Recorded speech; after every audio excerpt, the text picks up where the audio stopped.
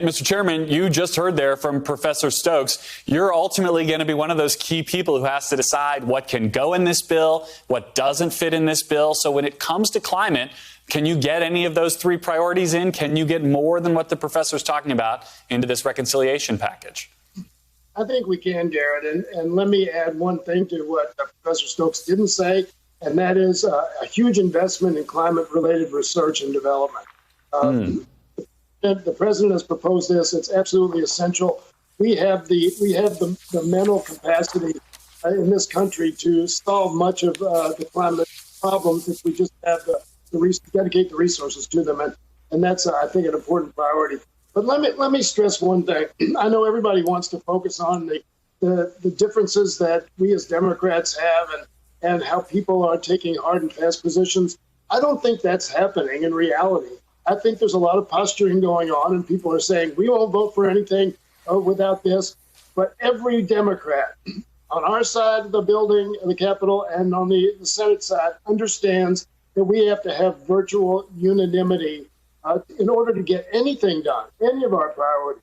So everybody knows that they're going to have to compromise some on their own priorities. But everybody is in agreement, I think, with the general themes of the president's job plan and families plan. That is, we have to make a huge investment in infrastructure. That infrastructure has to be climate related, and that we also have this care economy that is part of the economic foundation of our country that we have to emphasize as well. So a lot of balls in the air, but we have a common purpose. And I met last week with the Blue Dogs, our moderate wing. I met with the progressives. I met with many of the committee chairs.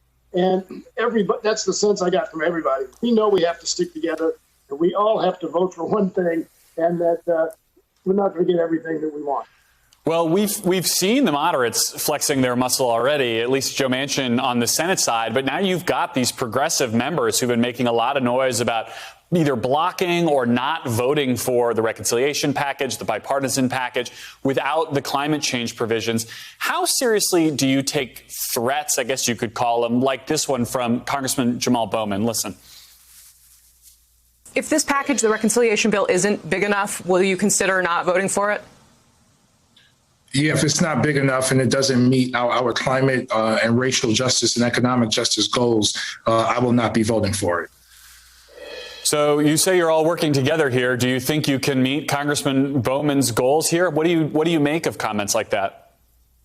I'm not sure that Congressman Bowman has talked to Nancy Pelosi yet, but I'm sure that conversation will happen at some point.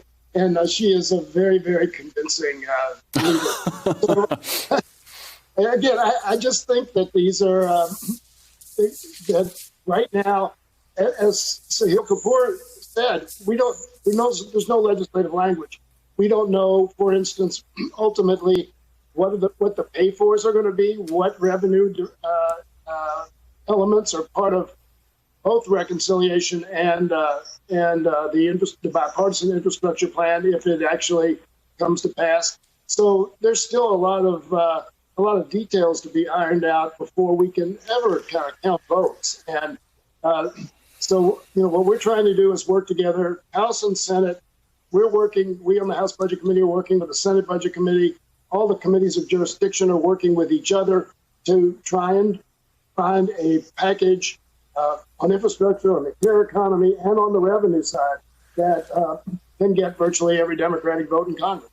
Well, one thing that is very much not a detail is the price tag of this. In my day job up on Capitol Hill, I've noticed Democrats have stopped talking about the numbers that might be attached to this, at least in any detail. But earlier on, you had, Bernie Sanders on one end saying things could get as expensive as $6 trillion. Joe Manchin on the other side speculated numbers about in the $2 trillion range. I mean, there are thousands of billions of dollars in between. So where's the Goldilocks zone for you as somebody who's going to have to make some of these decisions? I met with the White House legislative team last week, and they said, I bet you stay up at night counting dollars. I said, no, I stay up at night counting votes.